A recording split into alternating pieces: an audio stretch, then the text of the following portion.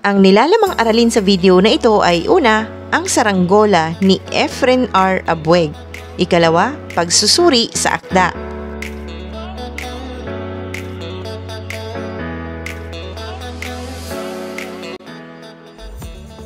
Narito na ang salaysay ng maikling kwentong ang pamagat ay Saranggola. Ito ay isinulat ni Efren R. Abueg. Rading, Pakito, Nelson, pakinggan ninyo ang kwentong ito. May isang 8 taong gulang na batang lalaki. Humiling siya sa kanyang ama ng isang guryon. Anak, ibibili kita ng kawayan at papel. Gumawa ka na lamang ng saranggola, wika ng ama. Hindi ako marunong tatay, anang batang lalaki. Madali yan, tuturuan kita, sabi ng ama at tinapik sa balikat ang anak. Bumili nga ito ng papel at tinuruan siyang gumawa ng saranggola. Tatay, ibili mo ako ng guryon, sabi uli ng bata sa ama. Anak, pag-aralan mo na lamang mapalipad ang saranggola ng mataas. Madadaig mo ang taas at tagal ng lipad ng guryon. Nainis ang bata sa kanyang ama. Kinakantyawan ako sa bukid, tatay, anang bata. Anak daw ako ng may-ari ng kaisa-isang estasyon ng gasolina sa bayan. Bakit daw kay liit ng saranggola ko? Tumawa ang ama at tinapik ang balikat ng anak. Tinuruan nga ng ama ang kanyang anak kung paano paliparin ng mataas ang saranggola at kung paano ito patatagalin sa himpapawid. Nalagpasan nga ng saranggola niya ang ilang guryon. Ang iba namang guryon na lumipad ng pagkataas-taas ay naputol ang tali. Bumagsak ito sa lupa, nawasak at bali-bali ang mga kawayan nito. Tingnan mo, hindi nasira. Nagmamalaking wika ng ama. Kung guryon yan, nawasak na dahil sa laki. Kaya tandaan mo, ang taas at tagal ng pagpapalipad ng saranggola ay nasa husay, ingat at tiyaga. Ang malaki ay madali ngang tumaas, pero kapag nasa itaas na, mahirap at patagalin doon at kung bumagsak, laging mawawasak. Nakalimutan ng batang iyon ang tungkol sa saranggola nang maging 14 anyos na siya. May iba na siyang hilig, damit, sapatos, malaking baon sa eskwela at pagsama-sama sa mga kaibigan. Anak, 2 sapatos lamang ang gagamitin mo sa pasokang ito. Kung masira ay saka napapalitan. Magtitipid ka rin sa papel at huwag kang gasta ng gasta. Hindi madaling kitain ang salapi, paalala ng kanyang ama. Kawawa nga ako, tatay, katwira ng bata. Anak ako ng tanging may-ari ng estasyon ng gasolina at masinsyap sa bayan, pero ang itsura ko parang anak ng pobre. Disente ka naman malinis ang damit mo, husto ka sa mga gamit sa eskwela at husto ka rin sa pagkain. Hindi dapat sobra sa mga pangangailangan ng isang kabataang katulad mo. Hindi natututuhan ang pagtitipid. Hindi naunawaan ng bata ang paliwanag ng ama at nagkaroon siya ng hinanakit dito. Tinipid siya sa lahat ng bagay. Hinigpitan sa pagsama-sama sa mga barkada at madalas pinatatao sa estasyon ng gasolina at pinatutulong sa machine shop kung araw ng walang klase. Pinahihirapan talaga ako ng tatay. Puno ng hinanakit ang tinig na pagsusumbong ng bata sa ina. Kaisa-isa pa naman akong anak, ngunit ang turing niya sa akin ay parang ampon. Hindi totoo ang sinasabi mo, anak. Malumanay na sinasala ng kanyang ina sa anak. Alam mo, mataas ang pangarap niya para sa'yo. Bakit? Ano ang gusto niya para sa akin? Ibig niyang maging mahusay kang inhinyero. Hindi na kumibo ang bata at hindi rin napawi ang hinanakit niya sa ama. Gayunman, hindi siya makapaghimagsik dito. Iginagalang niya ito at pati ang kanyang ina. Nang 18 na siya, napagkaisahan ng kanyang mga barkada na kumuha sila ng commerce. Mabuti yun, magsama-sama na tayo sa isang universidad. Mungkahi ng isa sa 5 magkakaibigan. Pumayag sila. Ngunit nang kausapin ang ama, tumutol ito. Inoobserbahan kita, anak. Hindi mo hilig ang commerce. Palagay ko, mechanical engineering ang bagay sa iyo. Tanungin mo ang iyong ina. Masama man ang loob, sumangguni pa rin siya sa ina. Hindi sa kinakampihan ko ang iyong ama, anak, pero sa tingin ko, engineering nga ang bagay sa iyo. May machine shop tayo. Sino ba ang magmamana niyon kundi ikaw? Nasunod ang kanyang ama at napilitan siyang tumiwalag sa kanyang barkada. Napag-isa siya sa pag-aaral sa lungsod at ngayong binata na siya, hindi na hinanakit kundi paghihimagsik sa ama ang kanyang nadarama. "Ayoko nang mag-aral, inay," sabi niya sa kanyang ina nang dalawin siya nito sa dormitoryo. "Tipid, pagtitiis, kahihiyan lamang ang dinaranas ko rito. Bakit ako ginaganoon ni itay? Gusto ba niya akong pahirapan?" Pinayapa ng kanyang ina ang kanyang kalooban. "Magtiwala ka sa amin, anak. Wala kaming gagawin ng inyong ama kundi makabubuti sa iyong hinaharap. Makabubuti ba sa akin ang magbukang basahan at magdildil ng asin? Makabubuting matuto kang magtiis. Pagkatapos mo naman ng pag-aaral ay magtatagumpay ka sa hanap buhay. Magiging magaan sa iyo ang lahat." "Bakit kailangan ko pang magtagumpay? Hindi ba't ipamamana nyo rin sa akin ni itay ang ating kabuhayan?" "Totoo iyon, anak, pero paano mo mapapaunlad ang ating kabuhayan kung hindi mo alam ang mga hirap sa pagtatayo niyan?" Hindi maintindihan ng binata ang sinabi ng kanyang ina. Subalit, naisip niyang makapagtitiis pa siya. Isusubsob na lamang niya ang ulo sa pag-aaral. Nakatapos naman ng inhinyero ang binata. Hindi siya pangunahan sa klase. Ngunit sa pagsusulit sa gobyerno, nakabilang siya sa nangungunang unang 20. "Ngayon, anak, bibigyan kita ng 50,000 piso. Gamitin mo sa paghahanap buhay," sabi ng kanyang ama nang makuha na niya ang lisensya bilang mechanical engineer. Namangha siya. "Akala ko, ako na ang hahawak ng ating machine shop pagkatapos ko ng pag-aaral." Nawika niya sa ama. "Bata pa ako, anak. Kaya ko pang mag-asikaso ng hanap buhay na iyan. Sa kaibig ko, magpundar ka ng sariling negosyo. Mabuti na yung nakatayo ka sa sarili mong paa." Tinanggap niya ang halagang ipinagkaloob ng ama. Humiwalay na rin siya ng tirahan sa mga magulang. "Alam kong malaki ang hinanakit mo sa iyong ama. Gayunman, ibig kong isaisip mong ang kinabukasan mo ang lagi niyang inaalala." Ngunit may laso na sa kanyang isip. Hindi na siya naniniwala sa sinasabi ng kanyang ina. Naging lubos ang paghihimagsik niya sa kanyang ama. Nagtayo siya ng isang machine shop sa dulo ng kanilang bayan. Agad-agad siyang pinagsadya ng kanyang ama. "Bakit hindi pa sa 3 bayan nagtayo ng machine shop? Magkukumpetensya pa tayo rito. Akala ko ba'y bahala na ako sa buhay ko, itay?" Natigilan ang kanyang ama. Saka napapailing, nag-iwan pa ito ng salita bago lumisan. Kung sa bagay, mabuting magturo ang karanasan. May 1 taon ding nagtiyaga ang binata sa pamamahala ng kanyang maliit na machine shop sa dulong bayan. Kakaunti ang kanyang parokyano dahil higit na malaki ang machine shop ng kanyang ama at mahusay ang mga tauhan nito.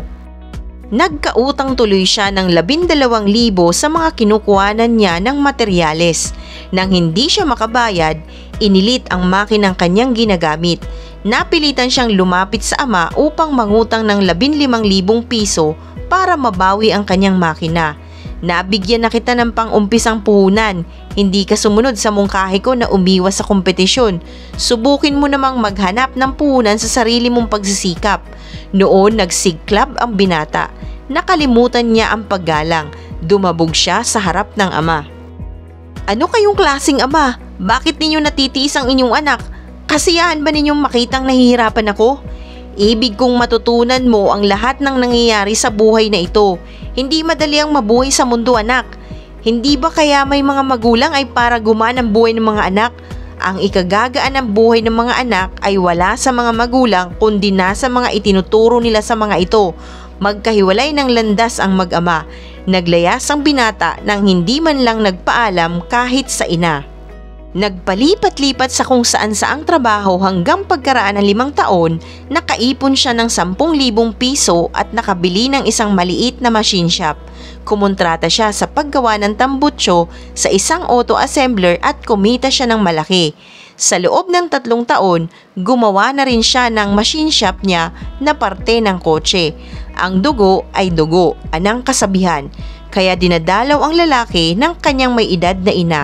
Isang araw, dumating sa kanilang bahay, gaya ng dati, ay may pasalubong sa 3 apong lalaki. Ibig ng itay mong makita ang kanyang mga apo, pero hindi siya makadalaw rito dahil sa hinanakit mo, sabi ng kanyang ina. "Kinalimutan ko na, inay, na nagkaroon ako ng ama." Umiyak ang kanyang ina. "Kung gayon, Baka hindi na kayo magkita anak, nawi ka nito bago umalis. Sa tindi ng hinanakit, hindi na rin niya binigyang halaga ang bulalas na iyon ng kanyang ina. Nagpakasubsob siya sa trabaho, naghanap pa ng mga bagong kontrata hanggang sa loob pa ng 2 taon. Kilala na ang kanyang machine shop sa Pasay. Isang araw, hindi na niya dinatnan ang kanyang asawa at ang 3 anak sa bahay. Nasaan sila? Usig niya sa katulong. Umuwi ho uli sa probinsya. Patawarin daw po ang inyong ama. Umuwi uli. Bakit? Lagi ba sila roon? Tumango ang tinanong na katulong. May 2 taon na pong regular silang nagpupunta roon. Dinadalaw ang inyong matandang ama. May puot na sumiklab sa kanyang dibdib. Naninigas siya sa galit. Ngunit sa pagkaunawang patawarin ng kanyang ama, nabaling sa kanyang isip ang masasayang sandali sa piling nito. Nagunita niya ang pagpapalipad nila ng saranggola. Wala sa laki ng saranggola ang pagpapalipad at pagpapatagal niyon sa itaas. Nasa husay at tiyaga at ingat iyan. Magdamag siyang hindi mapalagay. Lagi niyang naiisip ang sinabing iyon ng kanyang ama. Kinabukasan, sakay ng kanyang kotse, nagbalik siya sa bayang Sinilangan. Patay na siya. Bulalas ng kanyang asawang umiiyak sa kanyang dibdib. May nabugnos na muog sa kanyang puso. Nahalinhan ng pagsisisi ang hinanakit. Nilapitan niya ang ina at sa pagyakap dito, umiyak siya ng marahan. Kasamang nagdalamhati ang lahat ng himaymay ng kanyang laman. Huwag kang umiyak. Namatay siyang walang hinanakit sa iyo, anas ng kanyang ina. Walang hinanakit? Oo anak, dahil natupad na ang pangarap niya. Nasa itaas ka na at sabi niya sa akin pati sa asawa mo nakatitiyak siya na makapananatili ka roon. Nang lapitan niya ang kabaong ng ama at tunghayan ang mga labi nito, parang lumundag ang kanyang puso at humalik sa pisngi ng yumao. Kasunod nun, nagunita na naman niya ang pagpapalipad ng saranggola.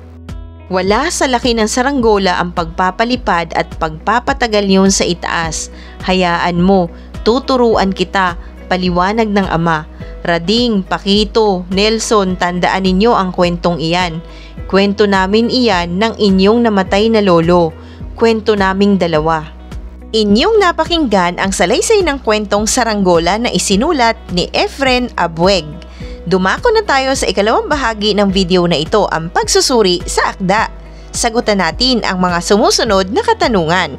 Sa unang bilang, ano ang mensahe ng akda na nais ipabatid sa mga kabataan? Ang mga pangyayari sa kwento ay nagaganap sa totoong buhay ng karamihang kabataan. Ang akala nilang pahirap ng magulang ay paghahanda pala para sa mas maayos nilang kinabukasan. Mensahe ng akda sa mga kabataan na walang magulang ang naghahangad na pahirapan at apihin ang anak.